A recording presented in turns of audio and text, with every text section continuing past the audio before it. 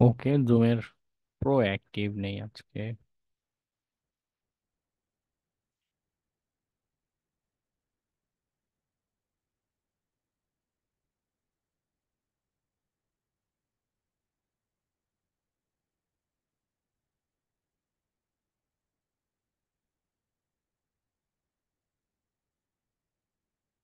আচ্ছা, যেটা বলছিলাম যে বাউন্ডারির কয়েকটা কনসেপ্ট, ফান্ডামেন্টাল কনসেপ্টের কথা বলছিলাম। প্রথমে যেটা, কয়েক টাইপের প্রোগ্রাম হয়ে থাকে। বিবিপি যেটা, তারা অ্যাকচুয়ালি পেমেন্ট করে থাকে। তবে আরেকটা বিষয় এখানে বলছে রাখা দরকার, সেটা হচ্ছে মোর কম্পিটিশন। প্রচুর মানুষ আছে, কিছু পারুক আর না পারুক, সারাদিন বসে এই টাইপের এখানে বিভিন্ন স্ক্যানার, অটোমেটেড স্ক্যানার রান টান করে বসে থাকেন। ওকে, যদি কিছু পাওয়া যায়, কারণ পেমেন্ট করছে এরা, এই লোভে লোভে বিভিন্ন মানুষ লেগে থাকে। আর স্কিল্ড মানুষও এই জায়গাতে অবভিয়াসলি চেষ্টা করে। ভিডিপি যেটা, এটা মোর অফ সোশ্যাল ওয়ার্ক টাইপের। যেহেতু বিভিন্ন প্রতিষ্ঠান তারা অ্যাকচুয়ালি পে করতে পারছে না বা করতে ইচ্ছুক না, তারা দিয়ে রেখেছে। যদি আপনি as a good citizen with good faith আপনি কোনো উইকনেস খুঁজে পান, এখানে তাদেরকে জানাবেন। ওকে, সোজা বাংলায় টাকা পয়সা পে করতে পারবে না, উইকনেস পেলে জানাবেন। তো এটা শুনে আপনাদের অনেকেরই আহ, কি বলে, মেজাজ খারাপ হওয়ারই কথা। কষ্ট করবো কিন্তু বিনিময়ে কিছুই দিবে না একদম। অধিকাংশ মানুষেরই এটা হয়, যার কারণে এই জায়গায় আসলে কম্পিটিশন তুলনামূলক কম থাকে দেখা যায়। ওকে,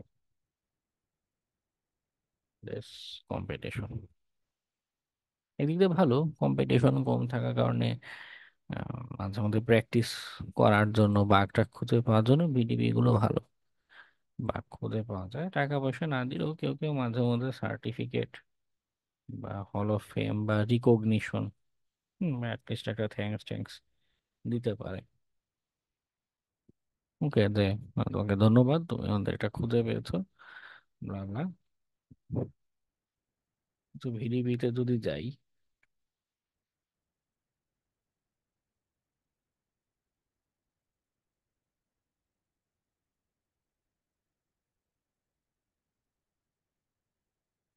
এখন পেজার ডিউটি,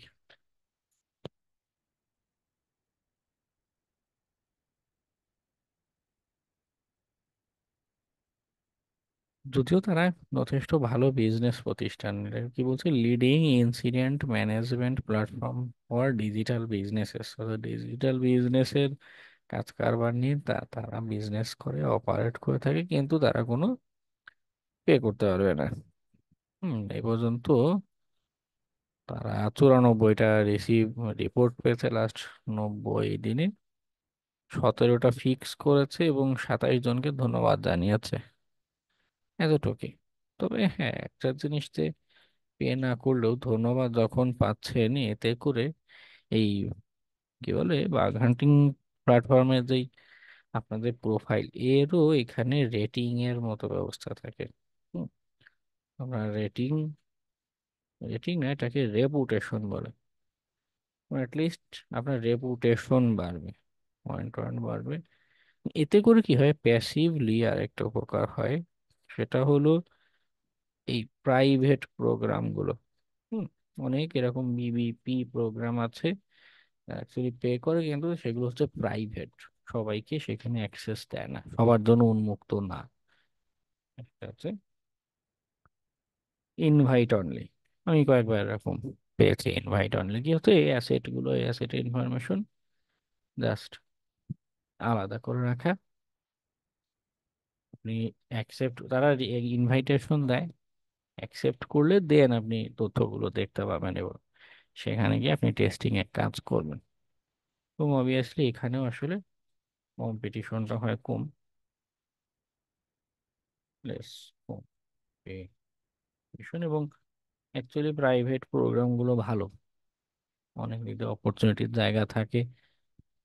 আহ, যে পরিমাণ এফোর্ট দেওয়া যায় দেখা যায় তার বিপরীতে ভালো একটা ফিডব্যাক বা আউটপুট পাওয়ার সম্ভাবনা থাকে। কম্পিটিশন কম, অল্প কিছু মানুষজন ইনভাইট দিচ্ছে। আচ্ছা,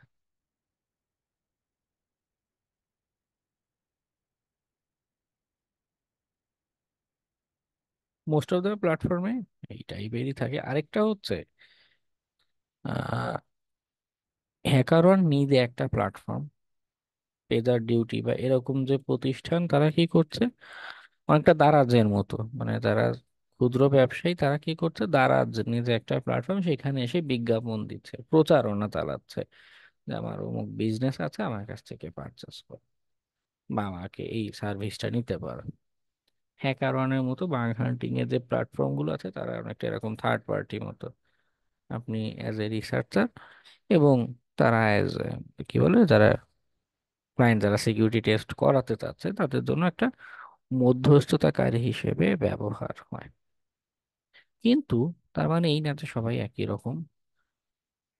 বেশ কিছু এন্টারপ্রাইজ আছে, প্রতিষ্ঠান আছে, যেমন ফেসবুকের কথা যদি বলি, ফেসবুক হ্যাকিং জিনিসটা কিন্তু লিগাল। কোন অংশটা লিগাল সেটা দেখাই। ফেসবুকেরও বাগ বাউন্টি প্রোগ্রাম আছে, এবং এরা কিন্তু এরকম থার্ড পার্টি প্ল্যাটফর্ম বা এই জায়গাতে বলে না, তাদের নিজস্ব সাইটে গিয়ে, হুম, তাদের নিজস্ব সাইটে গিয়ে আপনি ইনফরমেশনটা পাবেন।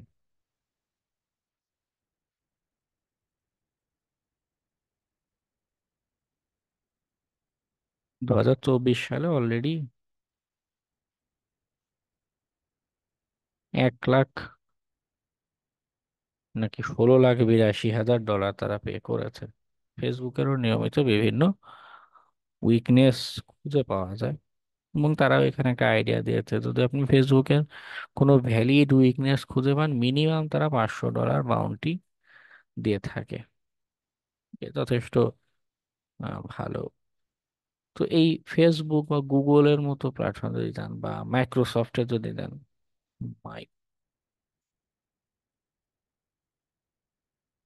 মাইক্রোসফট,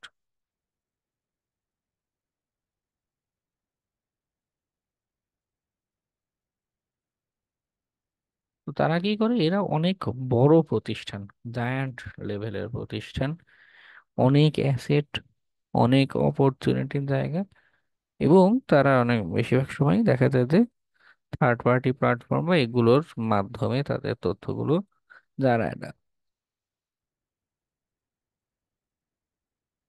তাদের নিজস্ব সাইটে ইনফরমেশন দেয়, এইখান থেকে আপনি তথ্য নিয়ে বুঝে টেস্টিং এর কাজটা করবেন। ওকে, ওকে, এখন যাব সবচেয়ে গুরুত্বপূর্ণ যে আলোচনা, পলিসি, সেটাতে।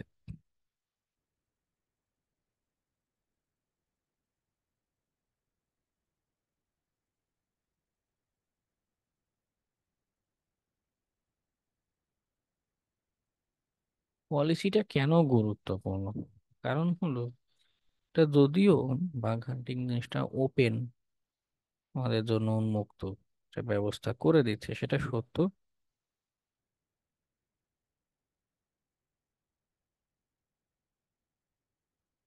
কিন্তু এখানে ইথিক্যাল অনেক রুলস রেগুলেশন আছে, যে আপনি কতখানি কি কি টেস্ট করতে পারবেন, কি কি পারবেন না। এবং এটা ইম্পর্টেন্ট, কারণ হলো এমন হতে পারে বা এমন অনেক সময় হয় যে আপনি কষ্ট করে অনেকগুলো দিন, 1 সপ্তাহ 2 সপ্তাহ ব্যয় করেছেন একটা টেস্টিং এর জন্য, কিন্তু রিপোর্ট সাবমিট করার পর তারা বলছে যে এটা ভ্যালিড বাগ না, বা তারা এটাকে, মানে আপনি আপনার দৃষ্টিতে এটা একটা ভ্যালিড উইকনেস, কিন্তু তারা বলছে যে না, আমাদের বিজনেস পার্সপেক্টিভে এটা কোনো উইকনেস না, এটাকে আমরা বিবেচনা করতে পারি না। তাই না? আপনার ধর কি হচ্ছে, কষ্টটা বৃথা গেল। ওকে, এবং আরো বেশ কয়েকটা বিষয় আছে, আমরা একটা একটা করে প্রোগ্রামে গিয়ে হ্যান্ডস অন জিনিসগুলো বোঝার চেষ্টা করি যে কতখানি করতে পারবো, কতখানি পারবো না। মনে করুন,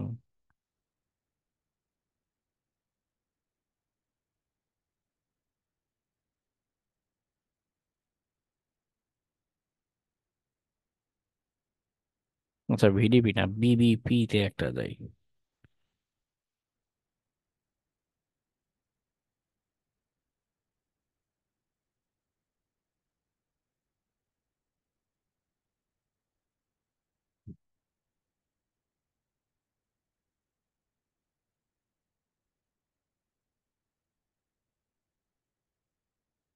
ইনিশিয়ালি তারা এখানে রিওয়ার্ডস রিলেটেড একটা আইডিয়া দিয়ে রেখেছে, যে যদি এমন হয়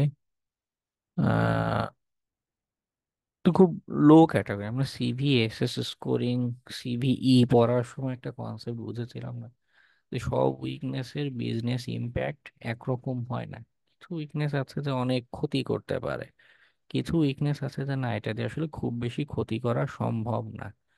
যেটা অনেক ক্ষতি করতে পারে সেগুলোকে বলা হয় ক্রিটিক্যাল উইকনেস। তো তারা বলছে যদি ক্রিটিক্যাল লেভেলের উইকনেস পান তাহলে আইডিয়া দিচ্ছে যে $5,000 বাউন্টি দিবে, কিন্তু এটা আরো বেশিও হতে পারে। ওকে, এমন এমন হয় যে তারা এটা জাস্ট আইডিয়া দেওয়ার জন্য, যে যদি খুব ক্রিটিক্যাল পান এরকম রিওয়ার্ড দিবে, এবং যদি এমন উইকনেস পান যে একদম তাদের বিজনেসে অনেক বড় ডিসরাপশন করার ক্যাপাসিটি থাকে, এখানে $5,000 লেখা থাকলেও দেখা যাচ্ছে আপনাকে এর বেশিও বাউন্টি পে করতে পারে।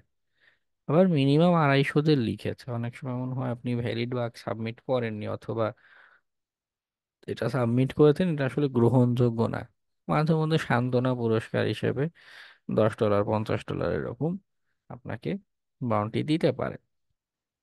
বুঝছেন? মানে এমন না যে আপনি সাবমিট করলে $250 বাউন্টি দিবে, এটা ডিপেন্ড করে। স্কোপটা নিয়ে নেক্সট দিন কথা বলবো, এটা হচ্ছে আমাদের এনুমারেশনের সাথে রিলেটেড।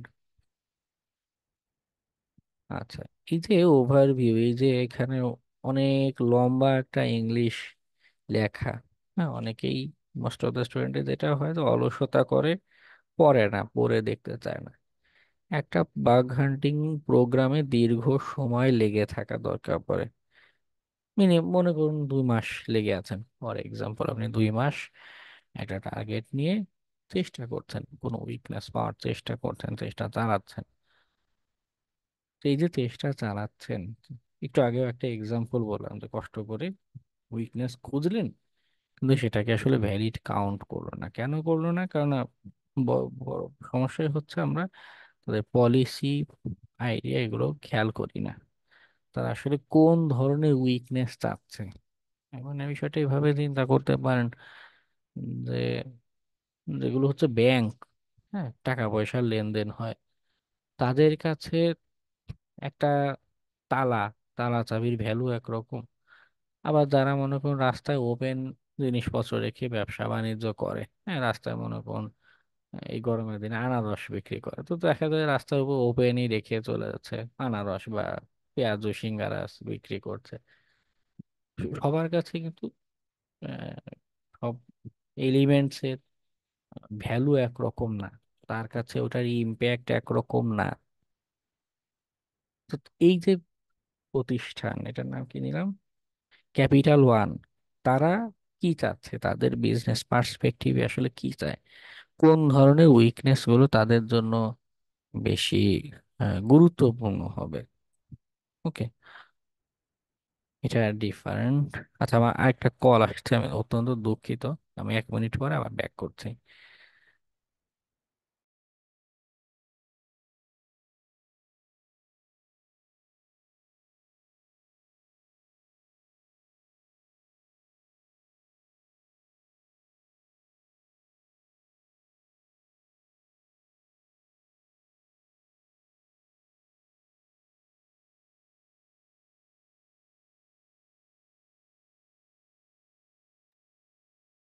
আচ্ছা, একটু ফাস্ট ফরওয়ার্ড দিতে হবে, আমাকে একটা মিটিং এ জয়েন করতে হবে আবার। আচ্ছা, যেটা বোঝাচ্ছিলাম যে তারা আসলে কোন অংশটাকে ভ্যালু দিবে, কোনটা কাউন্ট করবে, এটা ম্যাটার করে। যদিও ইংরেজি দেখে আপনাদের অনেকের ভীতি কাজ করে যে না পড়বো না, পড়াটা খেয়াল করা সম্ভব না, কিন্তু কষ্ট হলেও জিনিসটা খেয়াল করা দরকার, পড়া দরকার। কেন? যেমন বিশেষ করে প্রোগ্রাম রুলস, এটা পুরোটাই পড়তে হবে। এমন না আমি বোঝানোর সুবিধার্থে একটা অংশে আসছি বা জাম্প করছি, কিন্তু আপনারা যখন পড়বেন কষ্ট করে হলেও অন্তত এক দুইটা প্রোগ্রামে পুরোটা পড়া দরকার। যেমন আউট অফ স্কোপ vulnerabilities, আমরা এতদিন শিখে এসেছি সবকিছুই উইকনেস, তাই না? কত কত উইকনেস হয়, কিন্তু সব উইকনেসকে তারা বিবেচনা করবে না। তারা এখানে বলে দিয়েছে ফিশিং জাতীয় কোনো আক্রমণ করা যাবে না, সোশ্যাল ইঞ্জিনিয়ারিং জাতীয় কোনো আক্রমণ করা যাবে না। হ্যাঁ, ডস অ্যাটাক করা যাবে না, এটা মোস্ট অফ দ্য জায়গায় লেখা থাকে। এই যে হ্যাঁ, ডিসরাপশন অফ আর সার্ভিস, কোনো ধরনের আক্রমণ করা যাবে না যেটা ডস অ্যাটাকের মতো কাজ করতে পারে। ওকে, এমন কোনো weakness without a working proof of concept, আপনি একটা উইকনেস বলছেন, এটা একটা উইকনেস, আমি সিস্টেম হ্যাকিং এর সময় দেখেছিলেন না? মানে আমি বলছি যে এটার একটা অমুক ভার্সন ব্যবহার করছি, এটা একটা উইকনেস। এখন আমি যদি এই উইকনেস ব্যবহার করে সিস্টেমে এক্সপ্লয়েট করতে না পারি, তখন সেটাকে কি আমি প্রমাণ করতে পারি যে এটা একটা উইকনেস? প্রমাণ কিন্তু করতে পারি না যে এটা কোনো ভ্যালিডিটি আছে বা সামথিং। তো এখানে বলছে যে আপনি যদি কোনো কিছু উইকনেস বলেন, কিন্তু তার যদি এরকম প্রুফ অফ কনসেপ্ট, আপনি যে বলছেন উইকনেস, তার বিপরীতে কোনো প্রমাণ দেখাতে না পারেন, সেক্ষেত্রে তারা এটাকে কাউন্ট করবে না। ওকে। যেমন আরেকটা বলছে স্টিলার লক্স, যেগুলো এগুলো হচ্ছে ম্যালওয়্যার। হ্যাঁ, এই ম্যালওয়্যার গুলো কি করে যে ইন্টারনাল তাদের যে পাসওয়ার্ড টাসওয়ার্ড আছে এগুলো নিয়ে এক্সটার্নাল কোনো সার্ভার বা হ্যাকারদের ফোরাম চ্যানেলে পাবলিশ করে দিচ্ছে। এই টাইপের কোনো একটা লগ বা কিছু পেলেন, কোনো ক্রেডেনশিয়াল পেলেন, সেইটাকে যদি সাবমিট করেন, এটাকে তারা কাউন্ট করবে না, এটাকে তারা অ্যাকসেপ্ট করবে না। ওকে, কারণ তাদের অ্যাপ্লিকেশনে আপনি নিজে দুর্বলতা খুঁজে বের করলে সেটা ভিন্ন হিসাব। ওকে, আরো বেশ কত কিছু মেনশন করেছে, আর একটু উপরে যাই। টেস্টিং এর কিছু গাইডলাইন দিয়ে রেখেছে যে আপনি যদি স্ক্যান করতে চান, তো এটা কিন্তু ভ্যারি করে। ওই যে একটা দেখাচ্ছে তার মানে সবাই যে ইউনিভার্সাল একই রকম, তা কিন্তু না, ভ্যারি করে।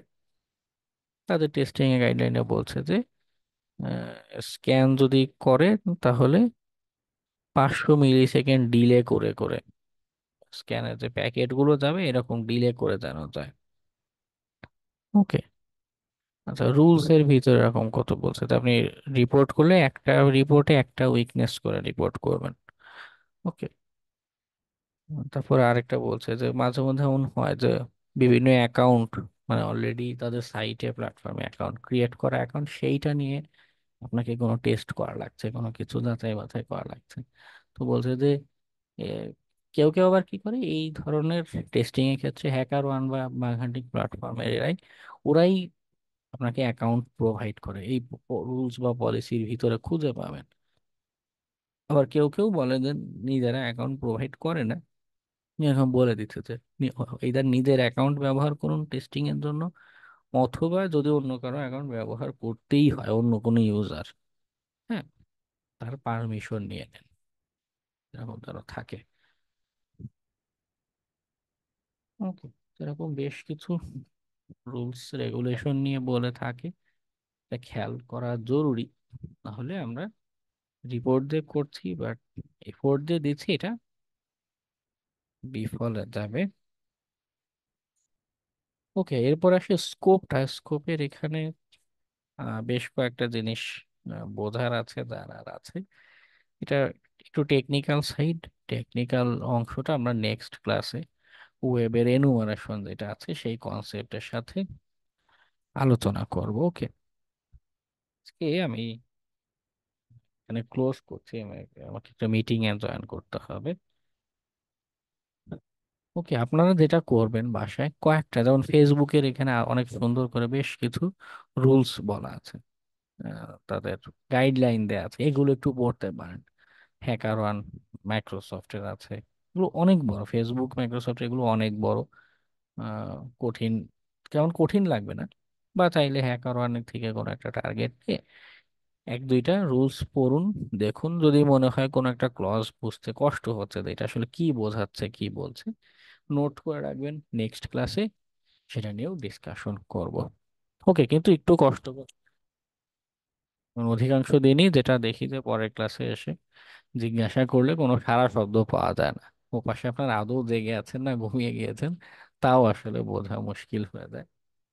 ওকে, একটু কষ্ট করে হলেও কয়েকটা পলিসি একটু পুরোটা পড়বেন, জাস্ট স্কিপ করে করে না, পুরো পলিসিটা পড়বেন। ওকে, আজকে তাহলে আমি এখানে ক্লোজ করছি। সবাইকে শুভরাত্রি। আসসালামু আলাইকুম।